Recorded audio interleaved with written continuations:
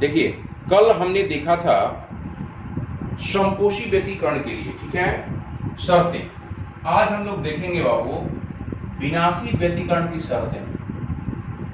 विनाशी व्यतिकरण की शर्तें। केस नंबर 2 हो गया, केस 1 लिए थे, केस 2 है। विनाशी व्यतिकरण की शर्तें। पहला जो हमने लिया था बाबू वो पहला केस समपोषी के लिए। अब हम लोग विनाशी के लिए देख रहे हैं, क्योंकि दो तरह का हम लोग व्यतिकरण देखे थे, एक समपोषी दूसरा विनाशी। चलिए देखते हैं हम लोगों ने बाबू दो फार्मूला लिखा था कल। दोनों फार्मूला को हमेशा याद रखना है। पहला जो था बाबू हमने आयाम का लिखा था, ए है ना, परिणामी आयाम का। ठीक है, फिर से मैं लिख रहा हूं उसी चीज को जो स्टार्टिंग में कल लिखा था हमने, उसी चीज को फिर से लिख रहा हूं मैं। इसका क्या लिखे थे बाबू, इसको क्या लिखे थे, a equal to under root a1 square plus a2 square plus 2a1 a2 cos phi. परिणामी आयाम का फार्मूला लिखे थे, कल भी लिखा था हमने इस चीज को। अच्छा, परिणामी तीव्रता IR का भी फार्मूला लिखा था हमने। बोलिए ये क्या लिखा था बाबू, I1 plus I2 plus 2 under root I1 into I2, और ये बाहर में cos फाइव था। ये फार्मूला दोनों ध्यान रखिएगा, इसी फार्मूला पे सारा डिस्कशन होगा। ये दोनों चीज हमने देखा था बाबू। हम लोग अब शुरू करेंगे फिर से कलांतर और पथांतर को देखेंगे। ये कलांतर और पथांतर की क्या शर्तें हैं यहाँ पर, ठीक है। तो विनाशी व्यतिकरण के लिए बाबू विनाशी में क्या परिभाषा आपको बताया गया था, विनाशी व्यतिकरण की परिभाषा आपको बताया गया था। इसमें जो परिणामी जो तीव्रता होता है बाबू, वो दोनों तरंगों की अलग अलग तीव्रताओं के योग से बहुत अधिक घट जाता है या शून्य भी हो जाता है। तो बाबू कम से कम होने के लिए हमें ये बताइए, जब विनाशी व्यतिकरण में कम से कम हो जाता है, न्यूनतम हो जाता है, न्यूनतम मान इसका जब तक नहीं होगा तब तक कैसे न्यूनतम होगा बताइए। cos फाइव का न्यूनतम मान बताइए, cos थीटा का न्यूनतम मान। ठीक है, हम लोग न्यूनतम के लिए यहां पर देख रहे हैं फार्मूला, ध्यान दीजिए। न्यूनतम तीव्रता के लिए, न्यूनतम विनाशी व्यतिकरण में क्या होता है बाबू, न्यूनतम तीव्रता के लिए, ठीक है, न्यूनतम तीव्रता के लिए किसका मान न्यूनतम होना चाहिए, cos फाइव का मान न्यूनतम होना चाहिए। cos फाइव का मान न्यूनतम होगा। अर्थात क्या कहना चाह रहा है ये, cos फाइव का न्यूनतम मान बता दीजिए। cos फाइव इक्वल टू क्या, cos फाइव का न्यूनतम मान, कम से कम मान बताइए। यहाँ पर cos phi equal to, very good, -1 होगा। cos phi equal to -1। अब सवाल ये है कि ये -1 कब कब होता है, ठीक है। मतलब फाइव कोई पूछे यहाँ पर, फाइव मतलब क्या, कलांतर। फाइव का मतलब यहाँ पूछा जा रहा है कलांतर, ठीक है, यही कलांतर है आपका। जो फाइव आपका, ये कितना कितना मान हम पुट करें कि -1 मिल जाएगा हमें, cos थीटा -1 मिलेगा। बोलिए क्या cos 0 पर क्या ये -1 होता है क्या, नहीं, cos 0 पर -1 नहीं होता। कहां पर होता है बाबू -1, जल्दी बोलिए, -1 कहां होता है, पाई पर, ठीक है। इसका मतलब फाई का मान, पाई यदि हम रखें मतलब 180 डिग्री पर cos 180 का मान होता है -1, cos 90 0 हो जाता है, लेकिन पाई मतलब 180 डिग्री पर, cos 180 डिग्री पर ये -1 वैल्यू देता है, ठीक है। मतलब हम कल इस इधर समझाने के लिए आपको बनाए थे डायग्राम इस तरह से, ये 0 हो गया, ये 90 हो गया, मतलब π/2, इधर पाई हो गया, इधर 3π/2 हो गया, और फिर यहाँ से एक चक्कर मारेगा तो 2π हो जाएगा, है ना। तो बताइए पाई पर जो है बाबू, इस पाई पर जो है इसका मान कितना है, -1 है। फिर कब होगा इसका -1, फिर देखिए तो यहाँ पर हम पाई के बाद देखते हैं, यहाँ पाई पर जो है -1, यहाँ वैल्यू -1 है cos का, cos थीटा का मान या cos फाइव का मान पाई पर -1 होता है। फिर इधर घूमेंगे हम लोग 3π/2 पर, क्या -1 मिलेगा, नहीं मिलेगा। यहाँ पर -1 मिलेगा, नहीं मिलेगा। यहाँ पर मिलेगा, फिर यहीं पर मिलेगा। मतलब फिर तो हमें एक चक्कर मारना ही पड़ रहा है। मतलब यहां से शुरू किए हैं, पाई से शुरू किए हैं, तो पाई में एक चक्कर मारने का मतलब 2π, जोड़ दीजिए, इसमें कितना हो जाएगा पाई प्लस 2 पाई 3 पाई। मतलब अगला जो होगा बाबू, अगला जो होगा -1 3 पाई पर होगा। उसके आगे एक चक्कर और मारिए, यहां से एक चक्कर और मारिए, पाई यहां पहुंच चुके हैं, ये 3 पाई हो गया। फिर एक चक्कर मारिएगा तो फिर 2 पाई जोड़ना पड़ेगा, मतलब 3 पाई में 2 पाई फिर जोड़िए, कितना हो जाएगा 5 पाई। फिर एक चक्कर मारना होगा, फिर 2 पाई जोड़ेंगे, कितना हो जाएगा 7 पाई, फिर 9 पाई। समझ जाओगे आप लोग, मतलब पाई 3 पाई 5 पाई, ठीक है 7 पाई। क्लियर है? तो हम लोग इसको कैसे लिखेंगे बाबू, इस चीज को ऐसे भी लिख सकते हैं, कल हमने लिखा था ना 2m पाई, तो फाई इक्वल टू ये जो इसको बोलते हैं विषम गुणक कहा जाता है। देखिए सब विषम, यहाँ पर एक छिपा हुआ है, नहीं कुछ लिखे तो 1 पाई 3 पाई 5 पाई 7, सब विषम संख्या वाला आ रहा है। मतलब विषम संख्या को दिखाते हैं in general 2m - 1 into pi. ठीक है, इसमें आप पुट करते जाइएगा, आपको मिलते जाएगा। जैसे यहाँ पर m, कोई पूछेगा m क्या है, m बोलिएगा 1 2 3 डॉट डॉट डॉट। ठीक है, अब यहाँ पुट करके देखिए आप, m इक्वल टू जब 1 पुट करेंगे बाबू, तो 2 में से m इक्वल टू 1 पुट हुआ, 2 में से 1 घटे तो क्या होगा 1 पाई मिलेगा। जब 2 पुट कीजिएगा तो 2 दूनी 4 - 1 3 पाई हो जाएगा। फिर 3 पुट कीजिएगा, 3 दूनी 6 - 1 5 पाई हो जाएगा। उसी तरह से 4 पुट कीजिएगा तो 4 दूनी 8 - 1 7 पाई हो जाएगा। बोलिए इस तरह से जो है ये होगा कि नहीं होगा, बताइए बाबू। मतलब एक कोई पूछे आपसे, कल उसमें देखे थे समपोषी व्यतिकरण में कि जो फाई होता है, जो कलांतर होता है, वो पाई का समगुणक था। कलांतर वहां पे आपको क्या था बाबू, पाई का समगुणक। लेकिन यहां पर क्या है विनाशी व्यतिकरण में, पाई का विषम गुणक। क्या बोलिएगा, पाई का विषम गुणक है बाबू। क्या है ये, पाई का विषम गुणक। इसको आप नोट कर लीजिए, यहाँ पे नोट कीजिए, हम यहाँ लैंग्वेज लिखाएंगे आपको। ठीक है, मतलब विनाशी व्यतिकरण की अवस्था में नोट कीजिए, विनाशी व्यतिकरण की अवस्था में कर दे। विनाशी व्यतिकरण के लिए देखिए ध्यान से, विनाशी व्यतिकरण की बात हो रही है, तो विनाशी व्यतिकरण के लिए हमने कलांतर का शर्त यहां पर मैं लिखवा रहा हूं आपको। कलांतर आया है 2m - 1 इंटू पाई, जिसको बोलते हैं विषम गुणक। देखिए सब विषम संख्या है, 1 3 5 7 9 11 इस तरह से आते आएगा आपको। इसका एक जनरल फॉर्मूला हमने लिख दिया है, इसको दिखाया जाता है मैथमेटिक्स में भी आप दिखाते होंगे विषम संख्या के लिए 2m - 1। ठीक है, तो ये इसको इन जनरल फॉर्मूला हो गया। इसमें आप रेडीमेड पुट कीजिए, इनपुट डालिए, आउटपुट मिलेगा। ठीक है, 1 पुट करेंगे तो 1 पाई, 2 पुट करेंगे तो 3 पाई, 3 पुट करेंगे तो 5 पाई। इस तरह से और संख्या वाला सब लाइन से आपको प्राप्त होते जाएगा। तो हम बोलेंगे कि विनाशी व्यतिकरण में, इसको उतारिए आप लोग, विनाशी व्यतिकरण में कलांतर वहां पे बोला गया था पाई का समगुणक, यहां बोलेंगे पाई का विषम गुणक। कलांतर पाई का विषम गुणक होता है, पाई का विषम गुणक होता है, पाई का विषम गुणक होता है। ठीक है, चलिए अब देखिए अब हम आगे बता रहे हैं पथांतर पर हम लोग आते हैं। तो हमने कल देखा था कलांतर, फिर उसके बाद देखा था पथांतर। अब पथांतर को भी थोड़ा सा हम लोग देख लेते हैं, रुक जाइएगा थोड़ा सा। अब पथांतर, ठीक है, पथांतर के बारे में हम लोग देखने जा रहे हैं। डेल्टा एक्स, कल फॉर्मूला हमने लिखा था बाबू, कलांतर इक्वल टू, फॉर्मूला हमने लिखा था कलांतर मतलब phi equal to 2 pi by lambda और इनटू पथांतर। इस फॉर्मूला को ध्यान रखिएगा। ठीक है, 11th class, 2 pi by lambda into पथांतर। तो बताइए बाबू यहाँ पे पथांतर यदि हमें लिखना होगा डेल्टा एक्स, पथांतर लिखना होगा तो कैसे लिखेंगे, डेल्टा एक्स इक्वल टू, फिर उसी तरह से पलट जाएगा लैम्डा बाई 2 पाई और इंटू 5 मतलब कलांतर। डेल्टा एक्स हम लिखे इसके बदले, पथांतर के बदले, और लैम्डा बाई 2 पाई पलट जाएगा ये और इंटू 5। चलिए 5 आप लोग ऊपर में देखिए ध्यान से, फॉर्मूला लिखा हुआ है 5 का।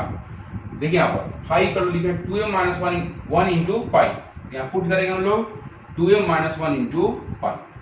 क्लियर है, जो कटेगा उसको कटा दीजिए, ये कट जाएगा। देखिए पाई कटेगा तो क्या बचेगा बाबू, क्या बचेगा 2m - 1 और इंटू लैम्डा बाई 2, मतलब डेल्टा एक्स जो मिला हमें, डेल्टा एक्स जो मिला बाबू 2m - 1 और इंटू लैम्डा बाई 2। क्लियर है, तो 2m-1 यहां भी था, लेकिन ये पाई का बोलते थे विषम गुणक। यहां क्या बोलेंगे, तरंग दैर्ध्य और तरंग दैर्ध्य डिवाइड बाई 2 है ना, मतलब तरंग दैर्ध्य के आधा या लैम्डा बाई 2 के विषम गुणक होता है ना। जहां m यहां पर भी बाबू m पूछेगा कोई तो बोलिएगा m equal to 1 2 3 4 dot dot dot. Clear है?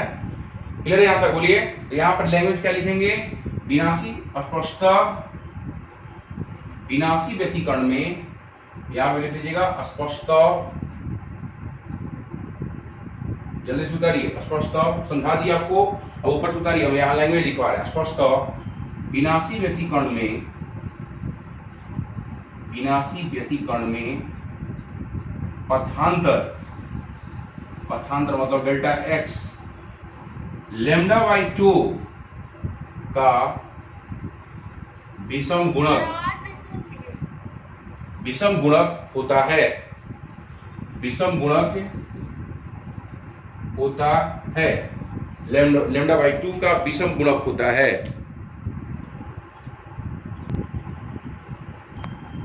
चलिए देखिए ध्यान से, ये कलांतर और पथांतर जो है बाबू, ये आप बता दीजिएगा। कलांतर को पूछेगा विनाशी व्यतिकरण में, आप कहिएगा कि कलांतर जो होता है पाई का विषम गुणक होता है विनाशी व्यतिकरण में, ठीक है। और यदि पथांतर की यदि हम बात करें तो पथांतर होता है लैम्डा बाई 2 का विषम गुणक, ठीक है, लैम्डा बाई 2 का विषम गुणक होता है। अब हम इसके आगे बढ़ रहे हैं, हम लोग परिणामी तीव्रता का देख रहे हैं मान, ठीक है। इसको मिटा रहा हूं मैं। देखो बाबू, हमने बताया आपको कि विनाशी व्यतिकरण में क्या होता है, शुरू से बताते आ रहा हूं मैं कि विनाशी व्यतिकरण की अवस्था में जो तीव्रता होता है बाबू, परिणामी तीव्रता, या तो बहुत कम मतलब न्यूनतम, या उसमें शून्य भी हो सकता है, ठीक है, शून्य हो सकता है। शून्य कब होगा हम उसका भी कंडीशन देखेंगे। देखिए पहले अब परिणामी तीव्रता का हम लोग देख रहे हैं बाबू। अब परिणामी तीव्रता का न्यूनतम मान, न्यूनतम मान है ना, न्यूनतम मान, इसको लिख रहे हैं बाबू हम आई आर न्यूनतम, ठीक, आई आर न्यूनतम। इसके लिए कंडीशन बताए हैं ना बाबू, न्यूनतम हम कह रहे हैं आई आर न्यूनतम आना चाहिए। इसका मतलब क्या हुआ, फिर हम कॉस फाई क्या लेंगे यहां पर, अर्थात न्यूनतम मान के लिए हम आपको लिखवाए हैं कॉस फाई इक्वल टू क्या लेना पड़ेगा हमें, -1। और जो फार्मूला लिखे थे बाबू वहां पर, तो फार्मूला को याद कीजिए। तब आई आर न्यूनतम, आई आर न्यूनतम का फार्मूला क्या मिलने जा रहा है, देखिए यहाँ पे हमने लिखा था I1 plus I2 plus 2 under root I1 into I2 और फिर cos फाई लिखा था हमने, ठीक है। तो cos फाई के बदले हम क्या पुट करेंगे, बोलिए यहाँ पर cos फाई के बदले क्या पुट करना हमें, -1। फार्मूला यही था, cos फाई हमें न्यूनतम मान के लिए हमें cos फाई पुट करना पड़ेगा -1। जो -1 पुट किया बाबू, तो हमें आई आर न्यूनतम क्या मिलेगा, देखिए ध्यान से, आई आर न्यूनतम equal to I1 plus I2, और ये लिखे हैं देखिए ध्यान से 2 under root I1 into I2। इसका मतलब है दोनों अलग अलग जो तीव्रताएं हैं I1 प्लस I2, इसमें देखो तो माइनस से गुना होगा वो, तो प्लस माइनस माइनस हो जाएगा, 2 under root I1 into I2। मैंने परिभाषा में आपको बताया था ना, विनाशी व्यतिकरण की परिभाषा में, कि इस व्यतिकरण में क्या होता है कि माध्यम के कुछ बिंदुओं पर जो परिणामी तीव्रता आता है बाबू, वो दोनों तरंगों की अलग अलग तीव्रताओं के योग से कम आता है। तो बताओ तो बाबू, ये योग हो गया, ये योग हो गया, दोनों अलग अलग तीव्रताओं का योग हुआ, इसमें से कुछ घट रहा है कि जुट रहा है, इसमें से कुछ सब्ट्रैक्ट हो रहा है कि ऐड हो रहा है, इसमें कुछ देखिए तो घट रहा है ना, बोलिए आप लोग, यहां पर घट रहा है कि नहीं घट रहा, बोलिए, बोला जाए, घट रहा है। तो जब घट रहा है बाबू, तो निश्चित रूप से इसका जो मान है ये दोनों तीव्रताओं के योग से कम है, ठीक है, बहुत घट जाता है मान, घट रहा है, देखिए आप दोनों के योग से घट रहा है मान, माइनस हो रहा है। तो ये चीज आपको हम परिभाषा में लिखवा चुके हैं। देखिए हम लोग लिख रहे हैं बाबू इसी आधार पे, देखिए हम ध्यान से, यहां पर स्पष्ट हम लोग, यदि कोई पूछे कि यहाँ पर परिणामी तीव्रता का जो मान आ रहा है वो क्या महत्तम होगा क्या न्यूनतम होगा ना बाबू। इसका जो मान है बाबू आप ही बताइए कि ये I1 प्लस I2 से कम है कि नहीं है। वहां पे लिखे थे बड़ा, इधर मुंह था उस समय संपोषी में, और इसमें पलट दिए I1 प्लस I2, मतलब दोनों अलग अलग तीव्रताएं जो है बाबू अलग अलग तीव्रताओं के योग से क्या आ रहा है कम प्राप्त हो रहा है। यदि हम लोग फॉर्मूला में इसको सेट करना चाहें, कल भी लिखा था मैंने इस फॉर्मूला में, इसको लिख सकते हैं हम लोग I1 प्लस I2 है बाबू, इसको लिख सकते हैं रूट I1 का whole square plus root I2 का होल स्क्वायर, ठीक है, और माइनस क्या है बाबू -2 अंडर रूट I1 और इंटू I2। यहाँ पर एक साथ लिखा हुआ है, इसको हम अलग अलग करके लिख दिए। देखो फॉर्मूला में मिल गया ना हमें, फॉर्मूला क्या मिलेगा बाबू रूट I1 ए हो गया a माइनस बी के होल स्क्वायर पे है, root I1 minus root I2 का होल स्क्वायर, ठीक है। वहां पर आया था प्लस में, यहाँ पर माइनस में आ रहा है, ठीक है। तो हमें क्या मिला बाबू कि जो परिणामी जो तीव्रता होगा वो अलग अलग तीव्रताओं के योग से क्या होगा कम होगा। शून्य कब होगा हम उसका भी कंडीशन देखेंगे आगे चलकर, लेकिन पहले इतना समझिए, ठीक है। अब हम लोग परिणामी आयाम देखने जा रहे हो। अब परिणामी आयाम, जब तीव्रता ही कम मिल रहा है तो आयाम भी कम ही मिलेगा, न्यूनतम ही मिलेगा, क्योंकि न्यूनतम नहीं होगा बाबू तो परिणामी तीव्रता भी न्यूनतम नहीं होगा, क्योंकि आपको पता है कि तीव्रता जो होता है आयाम के वर्ग के समानुपाती होता है। इस फॉर्मूला को मत भूलिएगा, ये हम बता चुके हैं। आयाम बढ़ेगा तो निश्चित रूप से तीव्रता भी बढ़ेगा, आयाम घटेगा तो तीव्रता भी आपको घटेगा। कि किस अनुपात में, इसके वर्ग के साथ संबंध होता है, समानुपाती संबंध लेकिन वर्ग के साथ होता है, ठीक है। इसका मतलब ये होता है कि आयाम यदि आपको बढ़ रहा है तो तीव्रता बहुत और तेजी से बढ़ता है। ये जितना बढ़ेगा ना उससे और तेजी से बढ़ेगा तीव्रता, समझे बात। और यदि घट रहा है तो और तेजी से घटेगा। ऐसे में हम लोग देखेंगे इस चीज को। परिणामी आयाम का न्यूनतम मान, हम इसको लिखे थे ए बाबू का न्यूनतम मान, ठीक है। मतलब इसको शॉर्टकट लिख रहे हैं ए न्यूनतम देखने जा रहे हैं बाबू, ठीक है, शॉर्टकट। तो बताइए यहां पर वही बात है, cos फाई क्या लेना पड़ेगा हमें न्यूनतम के लिए, न्यूनतम मान इसका -1। अब फार्मूला याद कीजिए इसका, ए परिणामी तीव्रता था बाबू, इसका हम लोग न्यूनतम मान देखने जा रहे हैं। ए न्यूनतम फार्मूला क्या होगा under root A1 square plus A2 square. Formula देखते रहिएगा, आयाम का एक फार्मूला है 2A1 A2 और cos फाई होता है तो cos फाई के स्थान में क्या लिख देंगे -1 कर देंगे यहाँ पर -1, ठीक है, क्योंकि cos फाई हमको -1 लेना पड़ेगा यहाँ पर भी। तो ए न्यूनतम हमें क्या मिलेगा इस चीज को देखिए ध्यान से, ए न्यूनतम बराबर फॉर्मूला में देखिए A1 square plus A2 square minus 2A1 A2। देखो तो फॉर्मूला में सेट हो गया ना बाबू, A square plus B square minus 2AB। देखिए फॉर्मूला है, ठीक है, ए के स्थान पे A1 है, बी के स्थान पे A2 है, क्या लिखेंगे A1 माइनस A2 का होल स्क्वायर। जब स्क्वायर है तो इसको बाहर निकाल सकते हैं हम लोग, इसका स्क्वायर है तो रूट से कटा सकते हैं हम लोग। तो ए न्यूनतम जो हमें मिलेगा बाबू, ए न्यूनतम इस स्थिति में वो मिलेगा हमें A1 माइनस A2। वहां पर क्या मिला था, हम लोग संपोषी व्यतिकरण में देखे थे इसी चीज को बाबू, तो प्लस में आया था और यहाँ पे क्या आ रहा है माइनस में आ रहा है। वहां पर हमने देखा था तीव्रता देखा था, परिणामी तीव्रता वो महत्तम मान आया था, जिसका मुंह इधर हम किए थे, इसीलिए यहाँ पर कुछ ऐड हो रहा था, जुट रहा था, है ना, इसमें हम जोड़ रहे थे कुछ। और यहाँ पर क्या हो रहा है घट रहा है, इसीलिए हमने कहा कि ये मान इससे छोटा ही होगा ना, जब इसमें इसके योग से कुछ घट रहा है, इसका मतलब इसका मान जो होगा इन दोनों के योग से, दोनों तीव्रताओं के योग से कम मान प्राप्त होगा, आईआर न्यूनतम प्राप्त होगा। और परिणामी आयाम जो है बाबू ए का न्यूनतम मान जो है ना, उसको हम लोग देख रहे हैं, उसके लिए हम लोग cos फाई -1 लगा है। यहाँ पर आयाम भी देख लीजिए, ए न्यूनतम जो प्राप्त होगा A1 माइनस A2, उसमें क्या प्राप्त हुआ था प्लस में, यहाँ पर माइनस में, ठीक है। इसको आप दिखाइए, फटाफट दिखाइए।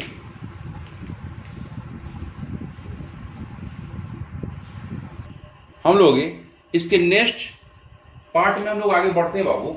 हम लोग देख लिए विनाशी व्यतिकरण की शर्तें में, पहला देखा कलांतर, उसका पथांतर, फिर देखा हमने परिणामी जो तीव्रता है उसका न्यूनतम मान हमें प्राप्त हुआ है, और आयाम का भी हमें न्यूनतम मान प्राप्त हुआ है बाबू, वो है A1 माइनस A2।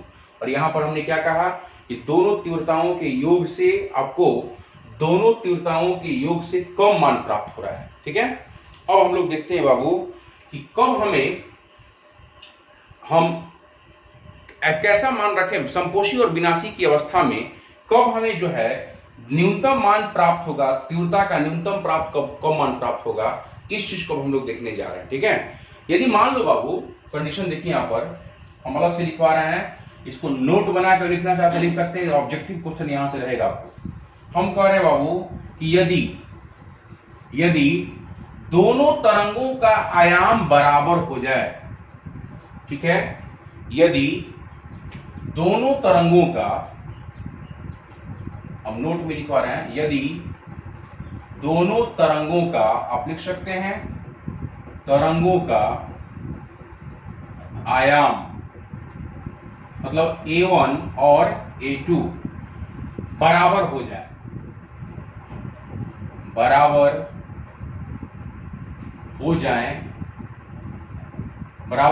तब A1 बराबर A2, हम इसको A मान रहे हैं बाबू, तथा ये I1 बराबर I2 ये भी होगा। ठीक है, खुद सोचिए, जब दोनों का आयाम ही बराबर हो गया तो तीव्रता भी देखिएगा ना बाबू, क्योंकि तीव्रता क्या होता है बाबू, I जो होता है समानुपाती होता है क्या, A का स्क्वायर, A छोटा लिखिए चाहे बड़ा लिखिए, आयाम के वर्ग के समानुपाती होता है। तो हमारा तीव्रता भी जो है आपस में जब I1 लिखेंगे तो इसके लिए भी A स्क्वायर, बराबर है भाई, A स्क्वायर हो जाएगा। जब I2 लिखेंगे इसके लिए भी A स्क्वायर, इसको हम I मान ले रहे हैं, I। क्लियर है?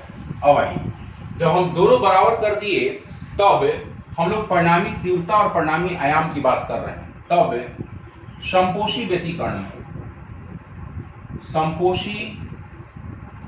व्यतिकरण में, ठीक है बाबू, संपोषी व्यतिकरण में बताइए कि जो परिणामी जो तीव्रता आया था आपको, परिणामी तीव्रता जो आया था बाबू IR मतलब परिणामी तीव्रता था, परिणामी तीव्रता, इसको भूलिए मत, इसी को शॉर्टकट हम लिख रहे हैं IR से। IR इक्वल टू बाबू फॉर्मूला जो आया था आपको I1 प्लस I2, ये था ना, ऐसे करके, लेकिन दोनों हम बराबर है तो हम I और I लिख दो, कोई दिक्कत? बोलिए, अब +2 अंडर रूट था I1 इंटू I2, यहाँ पे दोनों बराबर है I इंटू I। ठीक है, अब महत्तम मान संपोषी व्यतिकरण में क्या कहे थे हम लोग कि cos फाई का मान क्या हो जाएगा, हमारा महत्तम हो जाएगा, है ना, मतलब यहाँ पर cos फाई का मान 1, cos फाई बाहर में था। तो बताइए परिणामी तीव्रता जो आ रहा है हमारा IR equal to I plus I, यहाँ देखो तो बाबू, ये I यहाँ से बाहर निकलेगा, ये 2I हो जाएगा, देखो I को बाहर निकलेगा तो 2I, रूट से बाहर आएगा तो कितना हो जाएगा, 4I होगा, 4I। मतलब अलग अलग जो तीव्रता था दोनों तरंगों का I था, दोनों बराबर था और I माने थे इसको हम, उसका सीधे 4 गुना प्राप्त होगा परिणामी तीव्रता। जितना तीव्रता था दोनों तरंगों का अलग अलग I, उसका 4 गुना प्राप्त हो रहा है, तो चमक नहीं पैदा होगा? चमक पैदा होगा कि नहीं होगा बताइए आप? 4 गुना यदि प्राप्त हो रहा है बाबू तो चमक नहीं मिलेगा, 4 गुना हो गया। देख लीजिए आप, मैथमेटिकली कह रहा है 4 गुना, जितना था उन लोगों का औकात, I का औकात था, और सीधे 4 गुना वगैरह बना के दिया, उसको प्रोवाइड किया। ठीक है, मतलब ये I रुपया आप जमा कर रहे हैं, 1 रुपया जमा कर रहे हैं, तो अगर 4 रुपया बना के दे रहा है आपको संपोषी व्यतिकरण में, तो बताइए कि 4 गुना हो जाएगा ये, तब मालामाल नहीं होइएगा। तो जब मालामाल होइएगा तब में चमक नहीं पैदा होगा। मालामाल आप 1 लाख रुपया दिया तो 4 लाख बना के दे रहा है, समझ रहे बात? ये 1 लाख रुपया दे रहे हैं तो आपको 4 लाख बना के दे रहा है वो, तो आप बताइए मालामाल या आप में चमक पैदा होगा कि नहीं होगा? तो संपोषी व्यतिकरण में देखिए यहाँ पर क्या हो रहा है, 4I हो रहा है। और आयाम भी जरा देख लेते हैं हम लोग, परिणामी आयाम, परिणामी आयाम, परिणामी आयाम, इसको क्या लिखे थे बाबू? ए से लिखे थे ना। ये क्या आया था संपोषी में, क्या आया था? A1 प्लस A2, हम इसको माने हैं A माने हैं, मतलब A और प्लस A दोनों में कितना हो जाएगा 2A। मतलब आयाम जो है ना, आयाम वो दुगुना करके आपको दे रहा है। आयाम जो है संपोषी व्यतिकरण में, मान के चलिए को बैंक में आप जाकर पैसे जमा कर रहे हैं, ठीक है, क्या किया, कोई मान के चलिए कोई इस तरह से फाइनेंसिंग करने वाला कोई हमारा ये है संस्थान है, वो आपको A दे रहे हैं, तो ये आयाम को 2A करके दे रहा है, और तीव्रता I दे रहे हैं तो 4I करके दे रहा है संपोषी व्यतिकरण में, समझ रहे बात? तो ये 4i मतलब है जितना आयाम बढ़ता है उसका ठीक इसका स्क्वायर कीजिएगा तो क्या होगा बताइए। आई आप पढ़े ना आप लोग, आई समानुपाती भी लिखे थे यहाँ पर, आई समानुपाती a स्क्वायर होता है, ठीक है। तो बताइए यहाँ पर जो परिणामी जो तीव्रता की हम लिखे आई आर, तो ये परिणामी आयाम कितना हो रहा है 2a का होल स्क्वायर। क्यों नहीं होगा बाबू बताइए आप ही, 4 नहीं होगा, 4a स्क्वायर मतलब 4 गुना हो रहा है ना, मतलब तीव्रता जो है सीधे 4 गुना बढ़ रहा है बाबू, 2 का स्क्वायर करें तो 4 मिलेगा और आयाम कितना हो जा रहा है डबल हो जा रहा है, ठीक है।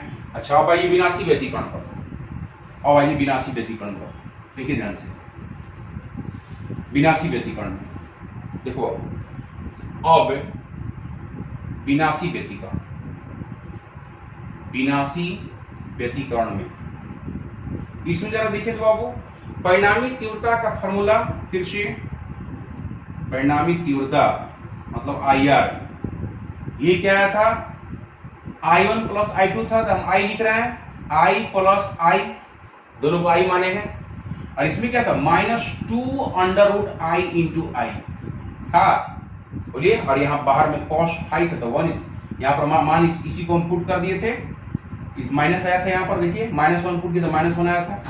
ये बताइए परिणामी तीव्रता जो आ रहा है विनाशी व्यतिकरण में 2i, और यहां से को बाहर आएगा बाबू, ये क्या हो जाएगा बोलिए, i को बाहर आएगा तो 2i - 2i कितना हो जाएगा 0 नहीं। जब आयाम बराबर हो जा रहा है बाबू तो यहां पर बताइए 0 हो गया, आपको बोले थे ना कि या तो बहुत कम या फिर 0 हो सकता है परिणामी तीव्रता, जहां 0 हो जाएगा वहां पे ब्लैक स्पॉट बनेगा।